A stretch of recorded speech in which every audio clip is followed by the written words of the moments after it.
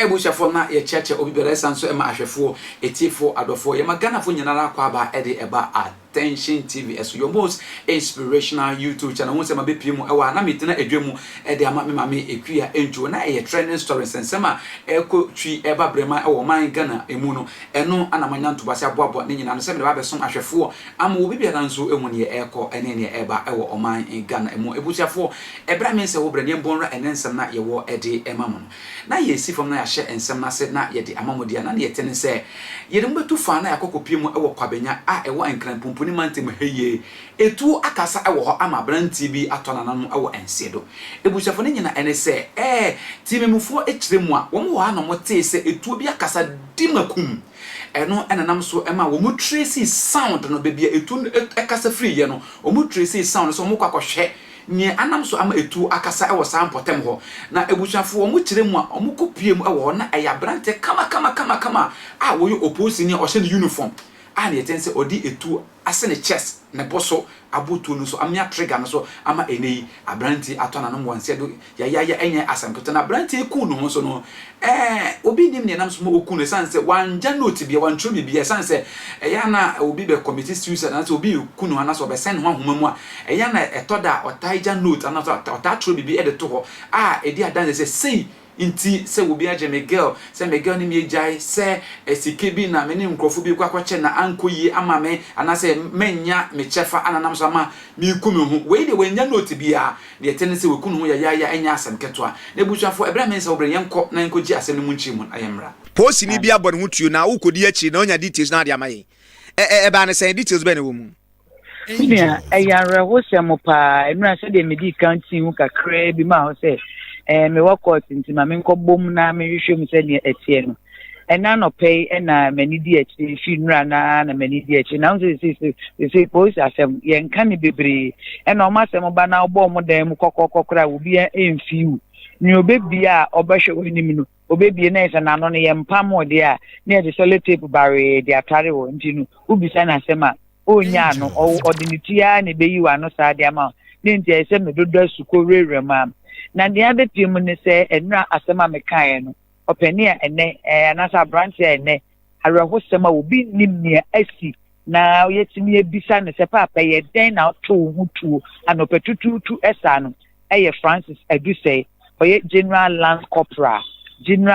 Corporal Francis Edusei amejinisa medini mfoni ama wa mfoni meka say eda so obi ahwe na enra no patututu se brinsuo ni fiase na yenim yesiye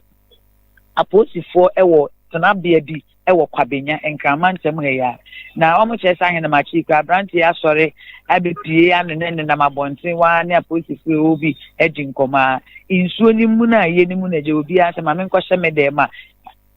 emu ani so omo ti se tu akasa tei ewa branti ne dem edi na esi wo omo ko no mu nim se bia obi kura na one na prepare omo ko ya ono a ne tuo nu ekura ne nsema hu se wa pom etuo nu ene de akyere ne boma watu etuo nu edi agu ne boma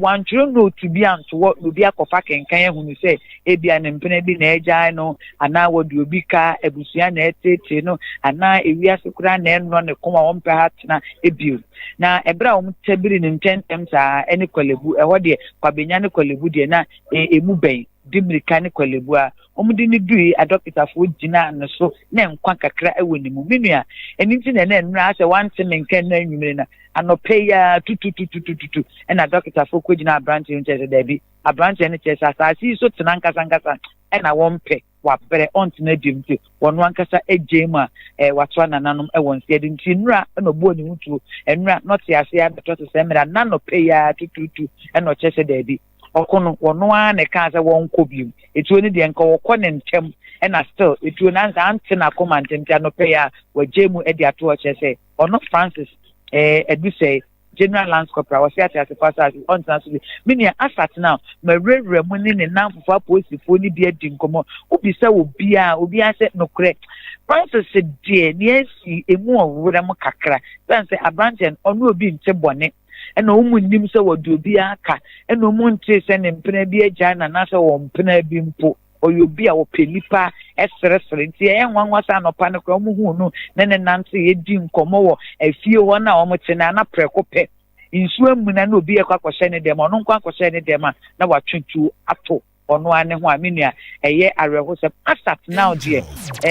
mehu sɛ posi ni bi aba bɛkasa ho ana mehu release bi a state trip bi ɛna mpanifo bi a menim wɔ mu nti no yɛhu mensa ka bi a mehu a ɔmo kyerɛ sɛ ɔmo de nakɔ hospital na hospital ɔmo de no kodu yɛ na nnura akwa na ɔgya yarehwɛ anɔpɛ ɛna wagya mu dɛ so officially report bi a ɛmfi Ghana Police Service nkyɛn ma sɛ ebi a release to tell Ghana for say arewo sama esim nti menua ubi say the nra metin ho chen makɔ hwehwem ne din ene Francis edu say a enra wono ankasa to ne hutuo anopa ɛwɔ aposifo akache baako a ɛhɔ na aposifo tena ɛwɔ Kwabenya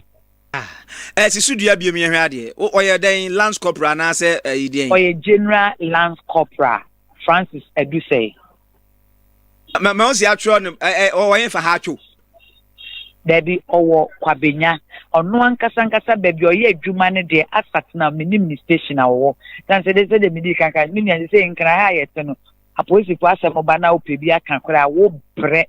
waji so du tipempem re ukokten kora kwa directorate no wo say public relations for nkasa o mbeka to so omonte ye this some the release ne so ba mumufo nko na akagu obi ankasa intene to say the adwuma na akwakoye no den bare ene de amaye asatna baby oye adwuma de mi hu e baby ote a o sorry an opedware she police atade eye Kwabenya apolisi for efie bi wo Kwabenya ehɔ ne yede o magu ehɔ ena abranti na owa otu ne hutuo ɛwɔ no ane edem apolisi for na emumu a sebe emum nya radio ye de kasa na je didi ho nti ye de ye beto say ya ne ye gya amomo a why sa minua sa yegu so ye hwɛ